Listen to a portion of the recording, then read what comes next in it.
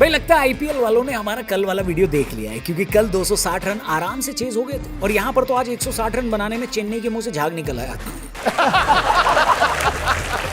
भाई कल तो ऐसा लग रहा था कि सारी टीम एंटी एनवायरनमेंट है, किसी को पर्यावरण की चिंता नहीं, कोई डॉट बॉल नहीं खेल रहा था, सबको चौके छक्के लगाने थे, इस वजह से पेड़ नहीं लग पा रहे थे। लेकिन आज जब चेन्नई और गुजरात के बीच मैच हुआ तब हमें समझ में आ गया कि भगवान हर चीज बैलेंस करके चलता है। अगर कल हमारी सारी टीम एंटी एनवायरनमेंट थी तो चेन्नई वाले ऐसी बैटिंग करने उतरे जैसे पूरा जंगल लगाकर ही मानेंगे। कल ही हमने बोला था कि भाई इतने रन बन रहे हैं इसीलिए मजा नहीं आ रहा है, और आज हम रन देखने को तरस गए। मम्मी कह रही थी मुझसे कि कुछ और ही मांग लेता, कहने लगी जैसे दुनिया के सारे मोबाइल फोन गायब हो जाएं, जैसे तेरी बुआ का घर आना बंद हो जाए, और जैसे कि घर में लौकी की सब्जी बने तो कोई बिना नाक सिकोड़े खा ले। मैंने कहा मम्मी यार आप भी एक्सपेक्टेशन एकदम हाई कर लेते हो नहीं।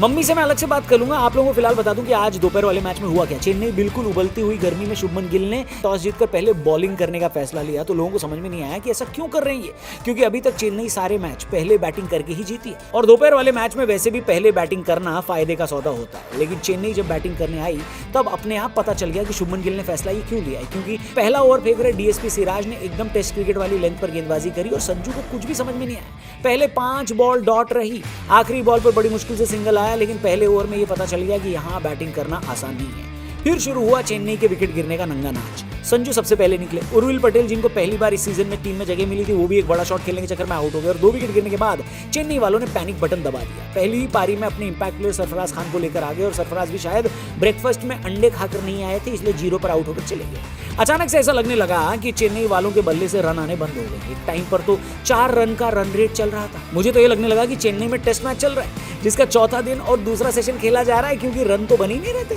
चेन्नई के लिए एक सुकून की बात यह थी कि उनके कप्तान ऋतुराज गायकवाड़ खड़े थे, लेकिन क्योंकि इतने विकेट गिर चुके थे कि ऋतुराज ने कोई चांस नहीं लिया। टुक टुक करके उन्होंने भी 49 बॉल पर अपनी हाफ सेंचुरी लगाई। आईपीएल 2022 के बाद अब तक की सबसे धीमी हाफ सेंचुरी थी भैया की। हालांकि ये वक्त की जरूरत भी थी, उनको ऐसा ही खेलना था। अगर ऋतुराज ना होते तो आधे घंटे पहले ये टीम आउट होकर अगली इनिंग की तैयारी कर रही होती, लेकिन ऋतुराज की हाफ सेंचुरी की बदौलत चेन्नई 159 बनाने में कामयाब हुई। अब टारगेट ज्यादा बड़ा नहीं था, लेकिन पिच भी थोड़ी सी मुश्किल मालूम दे रही थी और ये भी सबको पता था कि अगर गुजरात का टॉप ऑर्डर क्रैक हुआ तो उसके बाद कोई बहुत ज्यादा कंपटीशन बचेगा नहीं। ये मैच वो लोग हार भी सकते हैं गुजरात, लेकिन जिस तरह सबको पता होता है कि बिल्ली के गले में अगर घंटी बांध दो तो पहले से पता चल जाएगा। लेकिन सवाल यही है कि घंटी बांधेगा कौन बिल्ली के गले में? हेलो, इस तरह सबको ये पता है कि गुजरात का टॉप ऑर्डर अगर आउट कर दो तो मैच जीत जाओगे, लेकिन सवाल ये है कि आउट करेगा कौन? शुभमन गिल तो चलो संजू की एक बेहतरीन स्टंपिंग की वजह से आउट हो गए, लेकिन लोकल बॉय साई सुदर्शन को रोकने वाला कोई था नहीं।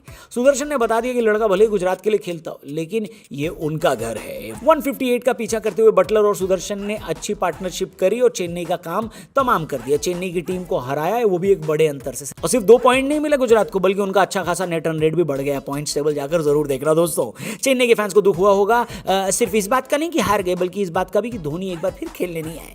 मुझे तो भाई लग रहा है कि धोनी भाई अब आपको दिखेंगे भी नहीं, इसी टीम से काम चलाइए आप। आपको क्या लगता है? हमें कमेंट बॉक्स में बताना। क्या चेन्नई अभी भी टॉप 4 की कंटेंडर है? ये भी बताना। और क्या धोनी आने वाले या नहीं आने वाले, इस पर आप क्या सोचते हो वो भी कमेंट करके बताना। हम आपसे मिलेंगे कल सुबह, क्योंकि इस वक्त लखनऊ और कोलकाता का मैच चल रहा है। इसकी रिपोर्ट कल सुबह वीडियो बनाकर इसी चैनल पर लाएंगे।